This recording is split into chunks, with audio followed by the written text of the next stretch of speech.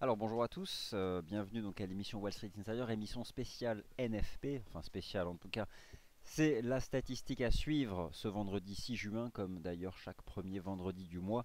Nous prenons connaissance des statistiques officielles sur le marché du travail aux États-Unis, l'élément fondamental que suit le plus avec l'évolution des prix la Réserve fédérale des États-Unis pour envisager le développement de sa politique monétaire, et forcément le marché se focalise sur ces chiffres, sur ces données pour envisager la suite des événements et de leur positionnement vis-à-vis du dollar américain et des marchés actions US. C'est donc un chiffre majeur, probablement une journée au moins aussi importante que celle de mercredi avec la Banque centrale européenne.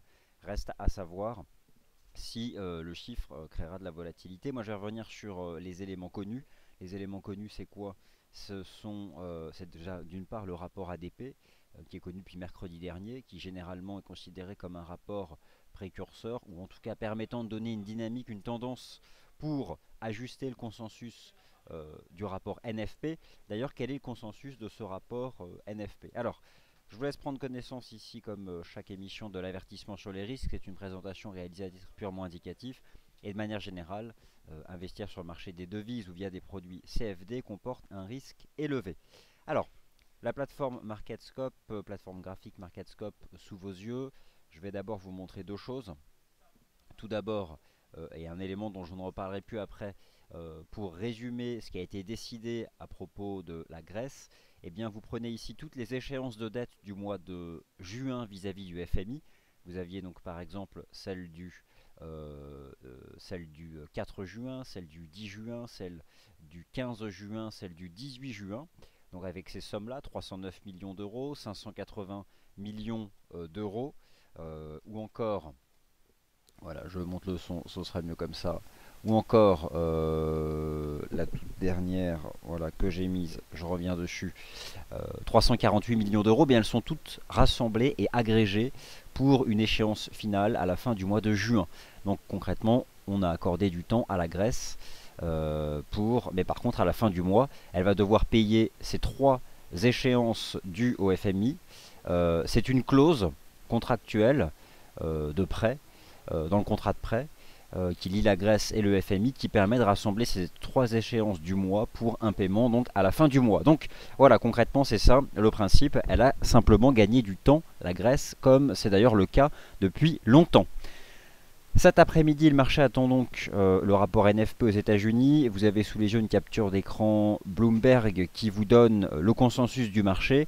Alors le consensus du marché, il y a l'estimation médiane, c'est généralement celle que vous allez retrouver sur la plupart des calendriers économiques, comme le nôtre par exemple, celui sur dailyfx.fr, ou l'estimation moyenne. Bon là il s'avère qu'elles sont proches, l'estimation médiane et l'estimation moyenne. L'estimation médiane c'est 50% en dessous, 50% au-dessus. L'estimation moyenne c'est simplement une moyenne pondérée. L'estimation haute, l'estimation basse. On voit qu'il y a quand même un écart assez important. Moi je me souviens du rapport ADP publié mercredi qui était globalement en accord avec l'estimation moyenne. Donc voici les chiffres à retenir pour cet après-midi. Estimation moyenne 226 000 créations nettes d'emplois au mois de mai. L'estimation médiane 225 000 créations nettes d'emplois au mois de mai. L'estimation haute 305 000 et l'estimation basse 140 000. Alors autant vous dire que en fonction de ce chiffre, eh bien, le positionnement vis-à-vis du dollar américain va être fortement impacté. C'est donc du dollar américain que je vais commencer à parler. Alors, moi clairement j'ai pas le chiffre, je ne sais pas quel type de chiffre va tomber. Je pense qu'on vous a fait tout un tas de points de marché depuis le début de la semaine en vous expliquant notamment sur le taux de change euro-dollar que deux choses, trois éléments, trois facteurs agissaient. D'une part, ce qui s'est passé sur le marché, sur les marchés de taux au sein de la zone euro, avec des tensions assez vives. C'était déjà le cas fin avril, début mai, ça a été à nouveau le cas début juin, avec une corrélation positive assez marquée entre le taux de change de l'euro et l'évolution du taux d'intérêt des emprunts d'État, notamment celui de l'Allemagne, de la France, de l'Italie, de l'Espagne, bref des pays majeurs au sein de la zone euro. Mais bien sûr dans le taux de change euro-dollar, il y a aussi le dollar US, et c'est d'ailleurs parce que le dollar US est resté globalement solide que l'analyse technique du taux de change euro-dollar était très différente de celle de l'euro-yen, de l'euro-CAD ou de l'euro-AUD. Ces éléments-là, on les a décrits tout au long de la semaine, je ne vais pas revenir dessus, vous le savez, vous êtes au fait si vous avez écouté nos émissions en live ou encore celles de ce matin, voire nos enregistrements. Alors, moi j'aurai les chiffres à 14h30 en temps réel, j'aurai le NFP que va me communiquer mon collègue Adrian, donc j'aurai une source fiable. Moi je vais me concentrer sur le dollar américain cet après-midi, et puis concrètement, une fois que le chiffre sera tombé, je vais balayer tous les marchés, sachant que la séance préparatoire, elle a de manière générale assez nettement été faite ce matin dans le morning meeting de 11 h. Alors, le dollar américain, que faut-il en penser? Moi, j'ai un graphique à vous montrer qui n'est pas celui du Dow Jones FXM Dollar Index, mais qui est un graphique de l'indice US Dollar Index, le DXY, donc un indice qui est beaucoup suivi dans les salles de marché, qui pondère davantage l'euro. Eh bien, on constate ce chandelier journalier, qui est donc la séance d'hier sur le dollar américain. La voici, hein, cette séance-là, qui a eu lieu hier, avec donc concrètement hier un chandelier qui était positif ici sur le dollar américain. En terminologie japonaise, on peut envisager une configuration en marteau. Sauf que un marteau doit être confirmé immédiatement par la séance qui suit, pour avoir réellement une conséquence en tendance forte. Comment cela s'est-il traduit sur notre indice Dow Jones FXM Dollar Index? Eh bien, les choses se sont traduites de la façon suivante. On retrouve donc cette zone de support, ce prix horizontal, pour résumer à 11 890, que le marché a tenu. Alors, ce que concrètement, je viens de vous présenter sous la forme d'un marteau en données journalières sur l'US Dollar Index DXY, s'est traduit sur notre indice Dow Jones FXM Dollar Index lorsque je décompose la séance d'hier à l'aide des bougies japonaises intraday par une structure de compression qui avait la forme d'une sorte de wedge, mais je ne pense pas qu'il s'agisse réellement de ce type de figure parce elles doivent être impulsives. On voit qu'il y a eu depuis hier 4 juin un positionnement positif sur le dollar américain. Ce dernier est maintenant complètement stable. Si vous prenez les 4 dernières bougies japonaises en données 4 heures, c'est flat. En clair, le marché attend de prendre connaissance de ce rapport NFP. C'est donc la clé. La suite du positionnement du dollar US en dépendra, avec donc bien sûr un chiffre à retenir. Retenez 225 500. On va prendre le point central entre l'estimation médiane de 225 000 créations d'emplois et l'estimation moyenne de 226 000 créations d'emplois. Alors, vous avez été nombreuses et nombreux à participer au rapport, au concours NFP organisé dans notre forum. Moi, j'utilise régulièrement le taux de change USD Yen et USD CAD pour un positionnement général vis-à-vis du dollar US. Mais il est vrai que l'USD Yen représente aussi la faiblesse sous-jacente et qui pour le coup là fait consensus du yen japonais. C'est pourquoi j'ai toujours considéré ce véhicule comme étant le plus important à suivre en termes de dynamique, notamment depuis la cassure haussière des sommets de 2014 à 122 yens, avec depuis une phase d'avancée. Je suis à plusieurs reprises revenu sur le graphique en données mensuelles, du taux de change USD-Yen, et qui me permet d'envisager davantage de progression. Pour le moment, le taux de change USD-Yen, j'avais hier mis en évidence cette ligne de tendance. Voilà, elle a fonctionné hier, mais on ne fait pas pour autant de nouveaux plus hauts. C'est-à-dire que l'USD-Yen n'a pas rejoint les 125. Donc celle-là je la suis et je pense que si dollar US doit se reprendre suite à un bon rapport NFP, c'est probablement le taux de change qui en profitera le plus avec le taux de change USD CAD. Mais voilà, rien n'est acquis. L'USD Yen va tester bientôt 125. L'USD CAD teste à un moment où je vous parle une résistance après avoir tenu un solide support à 1,2360. Le taux de change euro-dollar, il est complètement stable aujourd'hui, parfaitement neutre. Pourquoi ? Le taux de change euro-dollar a été bloqué à 1,1380 par une ligne de tendance baissière qui attrape tous les sommets de marché depuis l'été dernier. Vous la voyez ici, elle est assez nette à tracer. Et c'est elle qui est venue attraper ici le point haut hier du taux de change euro-dollar. Je vous rappelle que l'euro est parfaitement corrélé à l'évolution des taux d'emprunt, des taux d'intérêt des emprunts d'État au sein de la zone euro, et notamment du rendement obligataire de l'emprunt d'État allemand à 10 ans, le Bund que vous avez ici. Vous prenez ici la chute du prix du Bund, à savoir l'envolée des rendements. Lorsque le prix a chuté de 156 à 149,60, le rendement a progressé de 0,75 à hier 0,99,20%, presque 1%. Et c'est d'ailleurs lorsque le taux obligataire allemand à 10 ans s'est approché des 1%, donc avec un équivalent prix sur le contrat de taux à 149,60, que le prix a rebondi, que le rendement s'est détendu Et dès lors que le rendement, le taux d'intérêt s'est détendu, vous avez observé une détente sur le taux de change euro-dollar. Donc en clair, nous avons une évolution inverse du prix du Bund et du taux de change euro-dollar, précisément notamment depuis le 1er juin. 1er juin chute, 1er juin envolé. Depuis hier rebond technique, depuis hier consolidation. Et à très court terme, le taux de change euro-dollar, il est donc enfermé dans un range qui s'établit ici entre 1,12 $10 et 1,12,80. Et cet après-midi, ce n'est pas forcément les taux obligataires au sein de la zone euro qui vont jouer, mais c'est naturellement le dollar US, avec tout de même depuis hier un rebond du dollar US.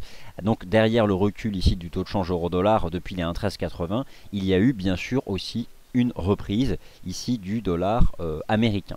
Alors les indices boursiers au sein de la zone euro, c'est aussi une journée décisive, qu'il s'agisse de l'Eurostoxx 50, du DAX ou du CAC 40. Moi j'utilise l'Eurostoxx 50 avec les 3500 points, mais vous avez exactement le même niveau sur le DAX avec les 11002 ou encore les 4009 du 4. Ce sont les mêmes niveaux dont on parle depuis le début de la semaine. Ce sont tout simplement les points bas du mois de mai. Je vous mets ici un triptyque, l'Eurostoxx 50 à droite, le DAX au centre, balle au centre pour le DAX, forcément on va considérer que c'est l'indice leader au sein de la zone euro. Le DAX teste précisément ses points bas du mois de mai, ici à 11 163 points. On construit une espèce de compression, alors est-ce qu'il s'agit de wedge, j'en sais rien, mais on voit bien que ça comprime au-dessus du support sur le DAX. On voit que ça comprime en H4 aussi au-dessus du support sur l'Eurostoxx 50 et sur le CAC. Eh bien, si je vais chercher les points bas, donc c'était 4870, 4900, eh bien voilà, le marché s'en approche. C'est cette zone, moi, que je surveille sur le CAC, 4870, 4900, l'équivalent donc des 11002, des 11163 du DAX et des 3500 de l'Eurostoxx 50. Tout se joue là, hein, voilà, c'est ça, ça tient, où on s'enfonce. Et là cet après-midi, deux marchés peuvent impacter les marchés actions de la zone euro. Comme d'habitude, l'évolution du taux d'intérêt des emprunts d'État, mais naturellement la dynamique à Wall Street. Ce sera probablement les deux choses cet après-midi qui vont impacter donc les indices boursiers américains. Alors Wall Street hier, Wall Street est venu un peu gâcher la fête hier. Pourquoi? Parce qu'on avait eu l'amorce d'une fin de séance qui était pas mal hier sur le DAX, le CAC et l'Eurostoxx 50, notamment lorsque le DAX est remonté à 11 500 points. Mais finalement, si vous prenez le DAX, il reste enfermé dans cette espèce de canal de baisse depuis le début du mois de juin et il est en plein dedans. Ce qui fait que le DAX se retrouve coincé entre ses points bas ici du mois de mai, une espèce de micro-wedge H4 et dans la partie basse de ce canal de baisse en place depuis début juin, et on attend complètement. Alors on attend quoi? Eh bien là on attend le rapport NFP, on attend Wall Street. Donc je positionne tout, je prends connaissance du chiffre du rapport NFP. Je mets ici l'US Dollar Index en plein écran. Vous avez l'US Dollar Index, le DAX et je vais mettre l'Eurostoxx 50 et oh là. Et ça doit pas être exceptionnel parce que il y a une baisse. Ah non, oh là non. Oh là là, oh là là. Alors c'est le contraire, ça doit être sacrément solide. Les chiffres doivent être extrêmement bons. Regardez le dollar américain, regardez l'USD Yen et l'USD CAD. Ouh là là là là. Regardez l'USD Yen. Regardez l'USD Yen. Écoutez, l'USD Yen, on peut être satisfait. On peut être satisfait, je pense, de l'USD Yen. Alors, l'USD Yen était probablement un des meilleurs véhicules pour la force du dollar américain. Alors, c'est vrai que, bon, il s'avère que, voilà, l'analyse technique était tout à fait finalement très précurseur sur l'USD Yen. Finalement, je pense qu'on peut parler hier d'une sortie par l'eau, d'un espèce de biseau descendant sur le Dow Jones FXM Dollar Index, avec quelque chose ici qui est tout à fait extrêmement solide. Du coup, donc, les chiffres précis, eh bien, c'est tout à fait solide, hein, 280 000 créations d'emplois. Je vais reprendre moi simplement, enfin l'estimation médiane, l'estimation moyenne, elle est pulvérisée à la hausse. Un marché du travail américain extrêmement solide. Les chiffres d'ailleurs du mois d'avril ont été révisés en hausse. Donc voilà, clairement un rapport et en plus une augmentation du taux de participation. Des créations d'emplois supérieures, une augmentation du taux de participation.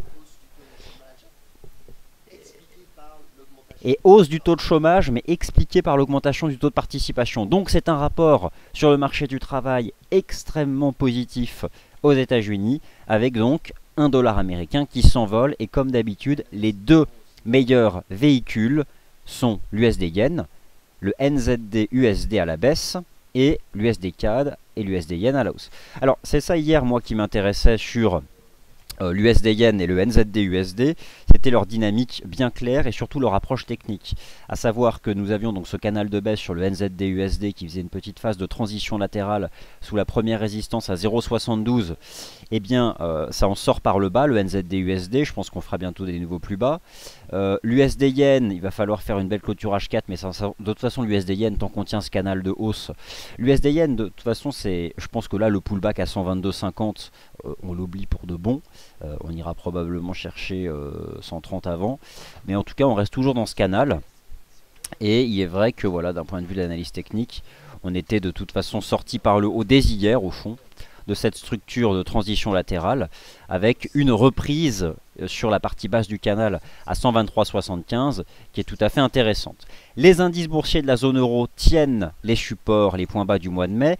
Pour l'instant, pas de signal vraiment précis, mais c'est toujours de bon augure d'observer que dans un premier temps, le DAX tient les 11 160, les points bas du mois de mai, que l'Eurostoxx 50, pour l'instant, bon, en clair, aujourd'hui, le scénario, c'est quoi? Le dollar US fort, les indices boursiers européens qui tiennent leurs points bas du mois de mai. Voilà, là, c'est ça, le principe, c'est ça. Mais il faut admettre que pour l'instant, sur les marchés actions européens, c'est pas transcendantal. La vol, elle est du côté du dollar US. Mais admettons tout de même qu'on a l'amorce d'une réaction qui est sympathique sur les indices boursiers de la zone euro et puis ce dollar US. Donc bah voilà, écoutez, c'est de toute façon avec un tel rapport sur le marché du travail, il est difficile d'envisager un scénario vendeur. Alors rappelez-vous les corrélations étudiées cette semaine, la corrélation positive taux d'intérêt des emprunts d'État, taux de change de l'euro. Nous avons aussi évoqué une corrélation négative, dollar américain, prix des métaux précieux. Est-ce que l'once d'or s'enfonce? Eh bien, c'est pas aussi net, mais malgré tout, l'once d'or a fait un nouveau plus bas. Alors oui, quand même. Sur l'once d'or, j'envisageais un retour à 1170. C'est quelque chose qui a été fait, puisqu'hier, l'once d'or avait donc cassé cette ligne de tendance haussière en place depuis un certain temps. Donc l'once d'or avait donné un signal, un pré-signal de vente en cassant, on va dire, les 1185.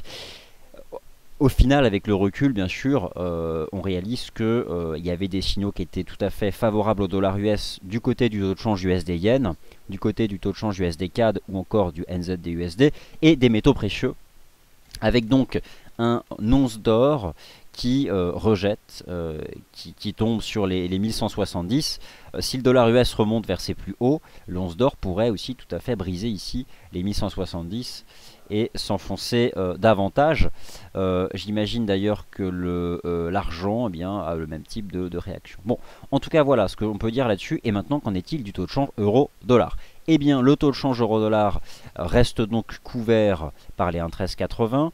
Du fait de la force du dollar US, il sort par le bas du range qui existait depuis quelques heures entre 1,12 et 1,1280 $. Donc en l'état, nous avons désormais ici une nouvelle résistance sur le taux de change euro-dollar qui a de bonnes probabilités, je dirais, de retomber à 1,1080, voire même à 1,1050. Le taux de change euro-dollar, mais du fait là du dollar US, hein, y a pas, vous cherchez pas, cherchons pas midi à 14h, voilà. Mais bon, c'est certain que sur l'euro-dollar maintenant c'est net, hein, on va retomber à 1,1050, mais je pense quand même que j'ai quand même cette préférence pour l'USD Yen qui est d'une... je me souviens en début de semaine vous avoir montré un graphique en données mensuelles du taux de change USD Yen. Je me souviens vous avoir montré ça. C'était pour moi le graphique mensuel du mois de mai, c'était celui de cette taux de change USD Yen, et qui est hyper frustrant parce que finalement, alors hyper frustrant non, on avait des éléments intraday qui permettaient de l'attraper. Mais c'est vrai que quand elle part, celle-là, elle a tendance à partir et ça dure plusieurs semaines. L'USD CAD malheureusement ne franchit pas cette oblique de résistance parce que les statistiques canadiennes sont tout à fait solides aussi. Donc il y a un équilibre des forces entre l'USD et le CAD. Malheureusement, c'est pour cette raison que l'USD CAD ne ressemble pas cet après-midi à l'USD Yen. Les statistiques sont vraiment sympathiques au Canada, donc statu quo. Statu quo de court terme sur le taux de change USD CAD entre 1,2360 et 1,25. Non, honnêtement, l'USD Yen et l'euro dollar, voilà, vous avez de là, franchement, je vous les mets. C'est vrai que, enfin, je veux dire, là, voilà, le beau canal de hausse de l'USD Yen, cassure donc du support à 1,12 sur l'euro dollar qui devrait retomber donc en direction des 1,1050. De toute façon, lorsque vous prenez le dollar US, là, honnêtement, le dollar US, il va probablement au moins revenir chercher les 12 044 points. Donc, puisque ça relance. Alors je reviens moi sur ce dont je vous parlais tout à l'heure, le marteau en données journalières que j'avais identifié sur l'indice US Dollar Index, mais le DXY, qui là est bien parti pour être confirmé. Si on confirme le marteau d'hier, c'est pour au moins revenir chercher ici sur l'US Dollar Index les 12 043, mais derrière on peut tout à fait envisager un dollar US qui cette fois-ci reviendrait en direction de ses sommets annuels, les sommets qui avaient été atteints ici en mars-avril dernier. Et donc forcément un dollar US qui remonte à 12 043 là, voire 12 150, c'est un taux de change USD Yen qui sera probablement sur les 130 yens, ça va très vite, on est presque déjà à 126, et un taux de change euro-dollar qui retombera à 1,10. Un taux de change euro-dollar qui retombera donc à 1,10. Le recul du taux de change euro-dollar est favorable aux indices boursiers, mais c'est pas énorme. Les indices boursiers européens, c'est pas génial parce que l'euro-dollar certes baisse, mais le Bund baisse. Les rendements obligataires se tendent. Les rendements obligataires se tendent, ce qui... Bon, on voit que les indices boursiers européens tiennent leur support, mais c'est tout, ils les tiennent. Voilà, 11 160, 4 900 et 3 500, on voit que ça tient. Mais voilà, vu les légères tensions à nouveau du côté des taux obligataires, c'est pas non plus l'extase. Donc, cet après-midi, du point de vue des fondamentaux, il faut retenir la force confirmée du dollar américain face à un panier de devises. Il en est de même pour le GBP-USD. Le GBP-USD qui a rejeté hier sous cette première zone de résistance comprise entre 1,5450 et 1,5550, qui est sorti par le bas, et c'était ce matin à l'aide de la clôture en données 4 heures, sorti par le bas d'un biseau ascendant. Donc le taux de change GBP-USD, lui, eh bien, de toute façon, a comme target la partie basse au bas mot du wedge, qui s'établit ici à 1,5170. Mais vu la force du dollar US, il est tout à fait envisageable d'envisager que le GBP-USD bascule même sous les 1,5170. En tout cas, c'est la target à viser à court terme, 1,5170, de même que les indices 50 et voire même les indices 10 dollars sur le taux de change euro-dollar. Taux de change euro-dollar qui met quand même là une sacrée rouge. Hein. Bon, voilà moi le topo que je peux vous proposer sur toutes ces choses-là. C'est pas la peine d'en dire plus. Maintenant, je vais répondre à vos questions. Alors, visiteur, l'abonnement Bloomberg. Bien sûr, il n'est pas possible que nous fassions découvrir d'un abonnement Bloomberg. Qui est le gagnant du concours NFP? Je ne sais pas. Qui est le gagnant du concours NFP, mon cher Sylvain? Alors, les informations arrivent. Je serai bientôt en mesure de vous lire. Moi, vous savez, dans le concours NFP sur notre forum, j'avais parié 235 000. Avec Adrien et Sylvain, nous avions envisagé un rapport qui battrait le consensus. Mais c'est vrai, on n'avait pas dit 280 000. Bon, alors, mais qui est donc finalement dans le concours NFP celui qui est le plus proche? Je vais vous donner bien sûr. C'est partagé parce que vous étiez quand même un certain nombre à avoir envisagé un rapport NFP qui soit tout à fait solide. Alors, en effet, par fil, un tel rapport sur le marché du travail, ça fait partie des éléments fondamentaux qui invitent à penser que la Fed pourrait relever en effet son taux d'intérêt, pas en juin, parce que c'est pas possible, enfin ce serait vraiment une surprise, mais en septembre. Je pense que ça va conforter le consensus sur la réunion de la Fed du mois de septembre. Alors, visiteurs, vous ne comprenez pas pourquoi le taux de chômage augmente alors qu'il y a beaucoup de création d'emplois. C'est ce que j'ai tenté de vous expliquer tout à l'heure. c'est parce que le taux de participation augmente. C'est-à-dire que un certain nombre de personnes qui étaient sorties de la population active, qui étaient sorties de leur démarche de rechercher un travail, se sont réinscrits sur les listes parce qu'ils constatent une amélioration des conditions générales du marché du travail. C'est pourquoi c'est une augmentation du taux de chômage qui est en réalité positive, parce qu'elle se traduit par un retour d'un certain nombre de personnes qui avaient renoncé sur le marché du travail. Donc ça traduit plutôt une amélioration structurelle du marché du travail. Pourquoi les indices ne s'envolent pas? Eh bien, d'une part, ils tiennent les niveaux de support, c'est déjà un premier signe intéressant. Pourquoi ils ne s'envolent pas? Eh bien, écoutez, je constate moi que la vol est du côté du dollar US, c'est normal. Mais admettons tout de même qu'on a une réaction, allez, sympathique sur les marchés actions boursiers européens. Si les marchés actions, regardez l'Eurostoxx 50.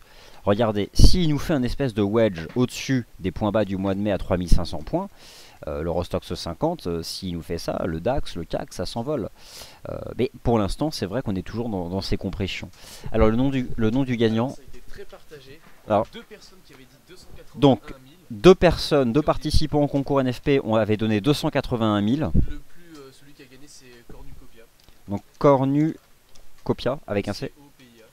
Voilà le gagnant du concours NFP, c'est donc... C'est dommage. Et Canadair, c'est le deuxième, il l'a publié il n'y a pas trop longtemps. Voilà, donc c'est Cornucopia, pseudo d'un membre du forum qui remporte notre concours NFP. Sylvain va donc vous envoyer un message privé. Sylvain va vous envoyer un message privé pour se mettre en relation avec vous. Si vous êtes bien sûr dans l'émission, vous êtes donc le participant du forum à avoir donné 281 000 créations d'emplois pour le rapport NFP. Les marchés actions US, qu'en est-il? J'observe que l'indice S&P 500 teste une ligne de tendance. Après, le marché actions US, il tend à glisser depuis le 19 mai. C'est jamais évident avec le marché actions US parce que certes, on a une statistique qui est forte, mais en même temps, cela sous-tend à rapprocher de nous la proximité temporelle d'un premier relèvement du taux d'intérêt des Fed Funds aux États-Unis. Cependant, voilà, on a tout de même l'indice S&P 500 qui tient cette ligne de tendance. Il est quand même susceptible de tenir. Bon, moi j'observe plutôt quelque chose de positif du côté des indices boursiers de la zone euro, notamment ici sur le DAX et l'Eurostoxx 50. Le DAX, franchement, je pense que le DAX, il peut remonter en direction des 11 390. C'est la partie basse de son canal H4. Voilà, je vous mets ici le canal H4 du DAX. C'est vrai que si on fait... bon, c'est pas fait, mais disons que si nous avions à 15 heures ce type de chandelier, le DAX pourrait remonter ici, dans la partie basse haute de son canal de baisse, ce qui ferait donc les 11 380. Donc ça, c'est quelque chose, et parce qu'on tient ce support qui est donc le point bas du mois de mai, le point bas du mois de mai à 11 163 points. Donc, voilà le panorama que nous pouvions faire sur ces marchés. Canadair, dommage, oui, bah, vous aviez en effet parié aussi 281 000 créations d'emplois, mais vous avez donné votre pari après, Cornucopia. Alors, le DAX et le CAC, que se pense-t-il? Alors, écoutez, moi le DAX, je vais attendre. Moi, vous savez, regardez ce que vous avez sous les yeux. J'utilise des bougies japonaises ici en données 4 heures. C'est ce que j'utilise sur le DAX. C'est ce que j'utilise de manière générale sur les marchés en intraday. La prochaine clôture 4 heures, elle a lieu donc à 15 heures heure de Paris. C'est donc à ce moment-là que je vais me positionner définitivement. Regardez, si je reprends mon raisonnement que je vous ai présenté en début de webinaire sur l'US Dollar Index, hier j'avais à ma disposition ce chandelier journalier sur le dollar. Ouais. Oui, Sylvain.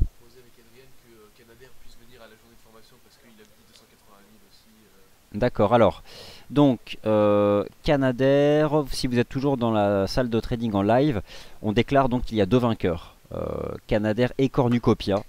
Donc Sylvain va se mettre en relation à la fois avec Canadair et Cornucopia pour vos deux victoires au concours NFP. Voilà, donc vous êtes tous les deux gagnants. Donc moi hier, j'utilise pour les scénarios swing les chandeliers journaliers, l'intraday le H4, j'avais ce marteau sur le DAX, le DXY, donc ça me permettait d'être positif. Maintenant en intraday sur le DAX, moi je vais attendre la clôture de 15 heures. Si j'ai un chandelier qui ressemble à un marteau à 15 heures, à ce moment-là j'envisagerai en effet une hausse en direction des 11 390. La partie haute de ce canal H4, c'est probablement un des canaux les plus propres ici sur les indices boursiers de la zone euro. Alors, on a bien sûr des choses assez similaires sur le CAC. On peut tracer le même type d'oblique en attrapant. Donc je vais aller attraper, voilà. Je vais juste tracer cette oblique. Voilà, j'attrape ce point-là. Alors c'est pas vraiment un canal, mais c'est certainement moins propre que sur le DAX. Mais il est vrai que si le CAC devait tenir les 4873, 4900, c'est pas gagné sur les indices boursiers européens, mais ça sent bon. À ce moment-là, oui, l'idée ce serait de remonter en direction des 5000 et voire des 5030. Donc voilà un peu comment j'envisage les choses sur l'ensemble de ces marchés, avec donc un dollar US qui, je pense, va revenir chercher ses plus hauts du 1er juin. Alors si le dollar US retourne chercher ses plus hauts du 1er juin, où se trouvent les plus bas du 1er juin sur le taux de change euro-dollar, eh bien les plus bas du 1er juin sur le taux de change euro-dollar, c'est 1,09. Alors déjà on va se détendre parce que je pense qu'on va retomber à 1,1050 voire 1,10 dollars. Mais voilà, quand même, moi finalement je ne serais pas surpris qu'avec un tel chiffre, l'euro-dollar finalement à terme retombe en direction ici des 1,09 dollars. C'est quelque chose qui est envisageable. Voilà. Mais là je me positionne surtout vis-à-vis du dollar américain. Quant à l'once d'or, écoutez, l'once d'or, je pense qu'il est en risque de casser les 1170 dollars. De toute façon, si vous prenez l'once d'or en données journalières, le signal de vente était déjà donné à la cassure de cette ligne de tendance avant-hier. J'ai le sentiment que l'once d'or, au rythme où il va, écoutez, il serait bien capable de retomber à 1150 voire 1140. Donc les plus bas de la mi-mars. Donc tout ça, c'est quand même très favorable au dollar américain. Avec bien sûr la paire favorite. Et donc un nouveau support que vous allez pouvoir utiliser pour vos stratégies dans le sens de la tendance. Sur le USD Yen, le nouveau support des 125. Nouveau niveau horizontal. 124,90, 125. Pour viser, je vous rappelle, 130 à terme. Et si vous prenez le canal de progression H4 sur l'USD Yen, ça vous donne des cibles intermédiaires.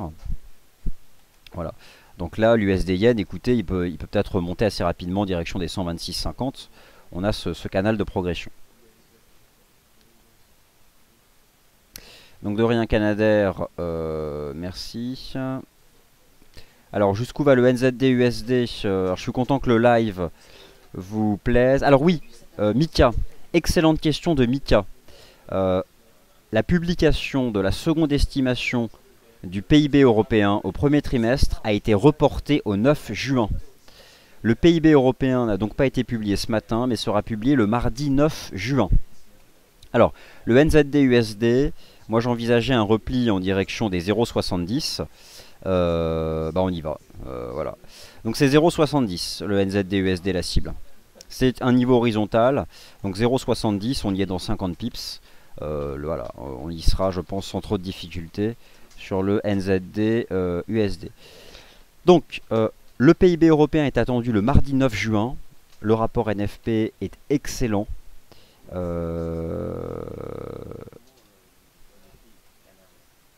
Je vous remercie d'avoir été attentif et attentive à toutes nos émissions. J'espère qu'elles vous ont plu. Et permettez-moi de vous retrouver une dernière fois à 17h30 tout à l'heure, à 17h30, pour un ultime point, qui sera bref, mais qui viendra clôturer cette semaine et annoncer nos émissions de la semaine prochaine, notamment le programme de la prochaine conférence mensuelle d'EliFX, FXCM, qui aura lieu le vendredi 26 juin, une journée complète de conférences en ligne. Je vous donnerai un aperçu du programme tout à l'heure à 17h30. Merci à tous et à tout à l'heure.